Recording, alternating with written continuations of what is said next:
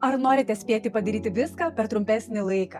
Naudokite šią paprastą efektyvumo formulę. Aš esu Visita Ivaškevičiūtė, čia rasite viską apie verslo ir pinigų mąstymą. Suplanuokite absoliučiai visus savo užduotis, skambučius ir susitikimus. Ir atlikite tai kiek įmanoma išsamiau. Kiekvienai dienai, kiekvienai savaitei, mėnesiui, o gal net ir metams. Be plano bus chaosas galvoje, versle ir gyvenime. Pradėkite savo darbo dieną nuo strateginių užduočių. Tai yra tokios užduotis, kurių jūs labiausiai vengiate ir atidėliojate. Ir tik jas išsprendę, pereikite prie rutininių darbų ir lengvesnių užduočių. Strateginiams užduotims aš kasdien skiriu 1-2 valandas ir tiek pilnai užtenka. Rutininius darbus kiek įmanoma labiau sudeleguokite. Ir nustokite pagaliau galvoti, kad niekas geriau už jūsų tų darbų nepadarys. Tai yra mąstymo klaida. Viskas, nuo namų tvarkymo iki buhalterijos gali būti deleguota. Tik svarbiausia rasti profesionalus. Tai darydama jūs dirbsite daug efektyviau ir svarbiausius darbus atliksite per trumpesnį laiką. Ir patikėkite manim, nerutininiai darbai atneša finansinę sėkmę.